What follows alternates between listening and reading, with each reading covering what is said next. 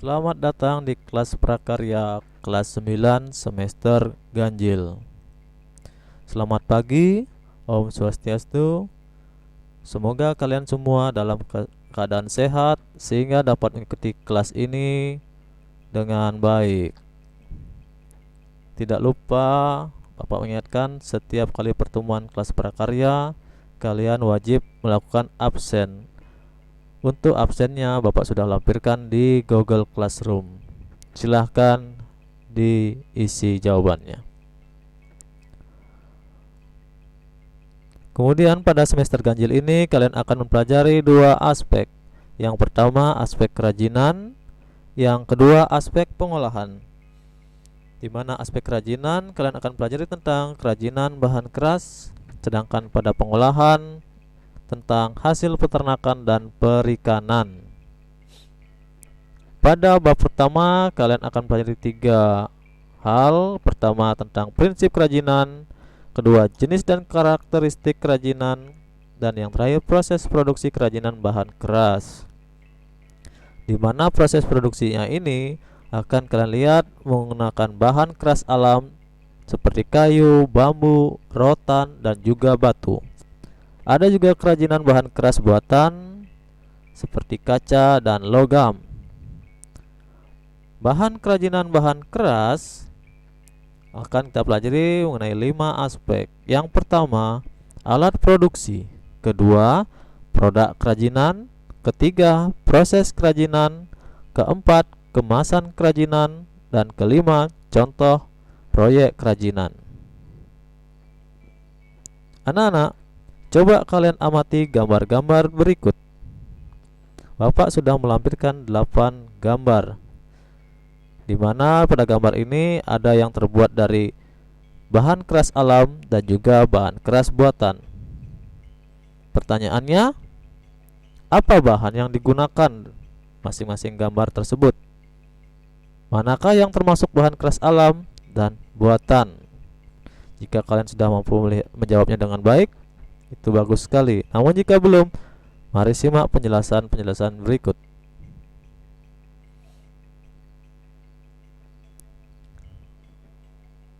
Anak-anak, apa yang dimaksud dengan kerajinan? Kerajinan dapat diartikan sebuah produk yang dibuat atau dihasilkan manusia untuk memenuhi kebutuhan kesehariannya, seperti keperluan ritual, sebagai pelengkap interior atau eksterior, atau yang ketiga sebagai pelengkap busana. Bapak coba melampirkan beberapa seperti untuk keperluan ritual. Gambar yang pertama ini adalah proses dalam pembuatan dupa. Jadi salah satu proses dalam pembuatan dupa yang dilakukan secara tradisional. Gambar yang ini adalah hasil dari proses pembuatan dupa, sudah dikemas demikian rupa sehingga nampak menarik. Jadi konsumen pun merasa tertarik untuk membeli dupa yang dikemas dengan sangat rapi dan bagus. Berikutnya ada yang disebut dengan pertimo. Pertimo biasa digunakan di pura. Nah, pertimo sendiri ada yang terbuat dari kayu, ada juga yang terbuat dari logam.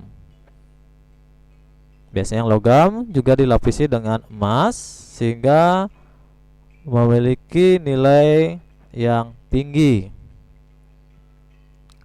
Nah, sedangkan pada gambar ini pertimonya terbuat dari kayu cendana. Gambar berikutnya adalah terbuat dari bambu. Kalian sudah tahu fungsinya, dan ini banyak ditemukan di Bali, bahkan di setiap rumah pasti punya, terutama yang agama Hindu. Kemudian yang kedua, Bapak juga melampirkan beberapa gambar. Ya, seperti ini adalah kapal penisi dari bambu. Ini gelas pot. Dua gambar ini terbuat dari stik es krim. Kemudian dua ini adalah terbuat dari batu. Ada yang dicetak atau diukir. Ini dicetak. Kemudian ini yang bisa diukir ataupun dicetak juga. Nah, ini adalah bingkai foto yang di pinggirnya ditempelkan batu. Jadi semuanya untuk memperlengkap interior dan eksterior atau dalam ruangan dan luar ruangan. Yang ketiga adalah pelengkap busana. Misalnya pin yang ditempelkan di baju itu bisa dikatakan sebagai pelengkap busana, dan banyak lagi. Kemudian kerajinan juga dapat dibedakan menjadi dua berdasarkan fungsinya. Ada fungsi hias dan juga ada fungsi pakai. Ataupun ada kerajinan yang memiliki kedua fungsi ini. Coba kita simak gambar berikut. Nah, gambar patung ini kira-kira memiliki fungsi hias atau pakai? Ya, fungsi hias. Jadi seperti yang Pak tulis di bawahnya. Jadi memiliki kesan yang memperindah tempat, biasanya diletakkan di dalam ruangan. Kemudian bagaimana dengan fungsi pakai? Ya, ini sudah familiar sekali. Ini inke ya. Terbuat dari anyaman lidi, pohon kelapa. Nah, ini digunakan sebagai pengganti piring, biasanya dalam hajatan atau acara pernikahan ini digunakan sehingga lebih praktis. Gambar kedua ada tas, juga memiliki fungsi pakai. Kita lebih menggunakan fungsinya dalam memakai untuk membawa barang ya, dibandingkan sebagai menghias ruangan. Oke, ini fungsi pakai. Berikutnya yang memiliki kedua fungsi. Contohnya ini adalah gambar cangkir. Ketiga gambarnya cangkir. Ada cangkir yang polos, ada gambarnya, dan ini lebih lengkap lagi ya, gambar dan bentuk-bentuk yang lebih kompleks. Fungsi pakai, kita tahu cangkir pada dasarnya digunakan untuk sebagai wadah tempat air, apakah teh, kopi, dan sebagainya. Sedangkan fungsi hias, ada beberapa cangkir misalnya yang terbuat dari keramik, diberikan ornamen, kemudian dalam bentuk tertentu diberikan hiasan yang cuma dijadikan pajangan untuk memperindah ruangan misalnya. Tetapi juga ada cangkir yang digunakan sebagai tempat air tapi memiliki hiasan atau gambar. Nah, ini memiliki keduanya. Ada fungsi hiasnya, ada juga fungsi pakainya. Apakah masih ada yang lain? Banyak sekali. Ada juga piring, mangkok, dan beberapa yang lainnya. Silahkan anak-anak cari. Ya, kita masuk ke kerajinan bahan keras. Apa sih kerajinan bahan keras? Kerajinan bahan keras merupakan suatu kerajinan yang tahap pembuatannya memakai bahan yang bersifat keras. Intinya kerajinan bahan keras, bahannya bersifat keras. Kerajinan bahan keras sendiri, bahannya bisa berasal dari alam, secara alami, atau buatan. Yang alam bisa tadi kayu, rotan, bambu, batu. Sedangkan buatan adalah logam dan kaca. Bahan alami, ini contoh gambar-gambarnya seperti patung, furniture, dan ulekan. Sedangkan bahan buatan, nah seperti gambar burung yang dilukis di atas kaca, tas yang terbuat dari logam, dan juga tempat atau wadah air yang dari logam. Kita masuk kepada prinsip kerajinan bahan keras. Perkembangan dari pemanfaatan bahan, cara pembuatan maupun penampilan bentuk sebuah karya yang muncul menunjukkan adanya kemampuan daya serap perajin untuk mengadaptasi segala perubahan sosial budaya yang terjadi di dalam masyarakat. Perubahan efisiensi dan praktis yang terjadi semua karena adanya permintaan pasar. Jadi pengaruh permintaan pasar anak-anak. Adapun prinsipnya kita simak.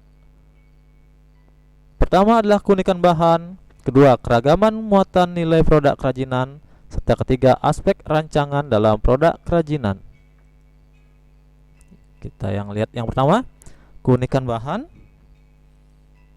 Kerajinan bahan keras dapat dikatakan unik karena bahan yang ada mudah dicari dan mudah didapatkan. Jadi di sekitar kita banyak bahan-bahan yang dapat kita jadikan kerajinan anak-anak. Cuma kita bagaimana melihat peluangnya kreativitas anak-anak dalam melihatnya dan membentuk benda atau bahan tersebut menjadi sebuah kerajinan yang memiliki nilai. Ya, jadi seorang perajin harus tekun, harus belajar dari kesalahan, kegagalan yang pada nantinya akan menghasilkan produk bernilai jual atau bernilai tinggi sehingga dinikmati banyak orang. Nah, beragam bahan dasar tadi harus dipelajari, dibuat dengan teknik khusus sehingga sesuai dengan karakteristik bahan. Misalnya bahannya bambu, bagaimana caranya sehingga sesuai dengan karakteristik, batunya bagaimana, atau kayu dan seterusnya. Contohnya misalnya bahan dasarnya dari kayu, terutama kayu jati. Kayu jati memiliki tekstur serat urat yang sangat unik dan tidak dapat ditemui pada bahan lainnya. Serat kayu ini menjadi penilaian tersendiri sehingga masih banyak orang mempertahankannya sebagai produk olahan kerajinan dalam berbagai bentuk. Contohnya seperti ini. Yang pertama, gambar pertama ini adalah kayu jati yang masih polos, kemudian ini sudah dalam bentuk kerajinan ya. Nah, biasanya kayu jati yang dengan serat-serat tertentu atau kayu-kayu lain yang ada seratnya, biasanya kalau dibuat jadi kerajinan seperti kursi, meja, tidak dicat dengan warna yang menutupi serat ini, biasanya dibuat dengan cat yang lebih transparan sehingga serat ini lebih terlihat dan artistik seperti itu. Yang kedua, keragaman muatan nilai produk kerajinan.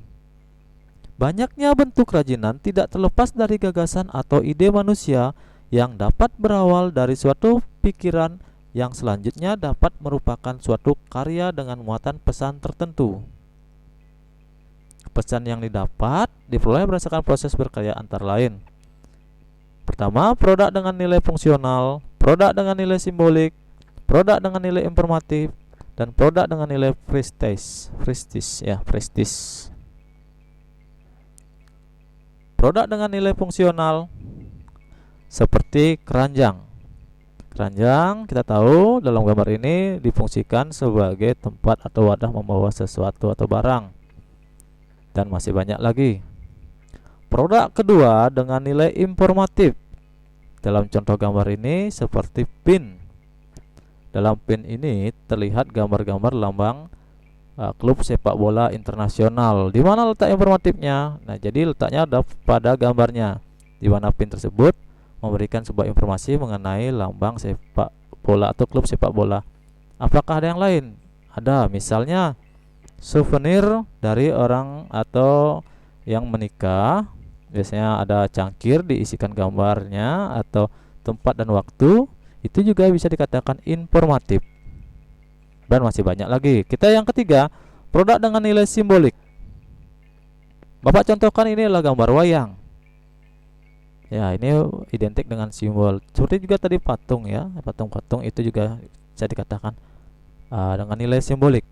Dan masih banyak lagi. Yang keempat, produk dengan nilai prestis. Ini contohnya adalah tas yang terbuat dari kulit buaya. Jadi dengan bahan yang langka, kemudian dengan teknik tertentu, tas ini bisa bernilai sangat tinggi. Ini yang dimaksud dengan nilai prestis. Jadi ada suatu kebanggaan tersendiri jika seseorang menggunakannya. Seperti itu yang dimaksud. Dan masih banyak lagi ya bahan-bahan yang mahal. Yang berikutnya, aspek rancangan dalam produk kerajinan. Rancangan merupakan salah satu unsur penting dalam proses pembuatan sebuah produk kerajinan. Faktor-faktor yang diperlukan untuk diketahui sebelum perancangan adalah sebagai berikut. Pertama, kita harus memperhatikan faktor teknis. Metode produksi yang handal, penerapan daya mesin atau manual. Ketiga, tingkat kemahiran sumber daya manusia. Berikutnya, ada faktor ekonomis, pemasaran yang tahan persaingan, sistem pemasokan, serta kebijakan penciptaan. Jadi harus diperhatikan hak ciptanya. Kemudian ada nilai jual, keberadaan suku cadang, serta selera masyarakat terhadap produk tersebut. Jadi selera masyarakat sebagai pembeli atau konsumen itu harus sangat diperhatikan. Berikutnya, faktor ergonomis. itu akan melihat kenyamanannya, keamanan, kesesuaian, dan kepraktisan dari produk kerajinan. Yang berikutnya, faktor sains dan teknologi. Jadi ilmu pengetahuan dan teknologi. Harus terdapat unsur kebaharuan pada beberapa kerajinan-kerajinan tertentu sehingga mengikuti zaman seperti itu. Kemudian selalu mengikuti perkembangan pengetahuan dan teknologi. Nah, jadi kadang-kadang teknologi dapat membantu pengrajin untuk dari segi waktu dan cara pembuatannya yang dulunya lebih lama menjadi lebih singkat. Berikutnya, ada faktor estetika. Keindahan. Menampilkan bentuk yang indah, memiliki daya pikat, serta terjadi keserasian dan beberapa yang lainnya. Itu adalah faktor estetika sehingga menarik bagi calon konsumen. Kemudian yang terakhir ada faktor kondisi lingkungan. Jadi sebuah karya kerajinan itu bisa dilihat dari nilai-nilai budaya setempat. Bagaimana misalnya kerajinan di Bali, ornamen-ornamennya yang dibuat sehingga menyesuaikan dengan apa yang ada di Bali. Kemudian kondisi lingkungan wilayah setempat juga mempengaruhi mengenai kerajinan. Kadang-kadang di satu wilayah atau tempat memiliki kerajinan yang seragam. Misalnya ada desa yang membuat kerajinan dari bahannya bambu, hampir semuanya dari bambu, cuma bentuknya beragam. Ada yang dari batu, atau ada yang dari kayu juga, dan sebagainya. Jadi ada tempat-tempat tertentu yang seragam. Demikianlah pertemuan pertama ini di dalam kelas prakarya. Semoga apa yang Bapak sampaikan dapat bermanfaat dan dapat dimengerti. Kemudian Bapak juga telah melampirkan tugas pada classroom. Silakan anak-anak menjawab pertanyaannya. Ingat ada batasan waktunya. Akhir kata, sampai jumpa pada pertemuan berikutnya. Sekali lagi, semoga kalian selalu dalam keadaan sehat. Terima kasih.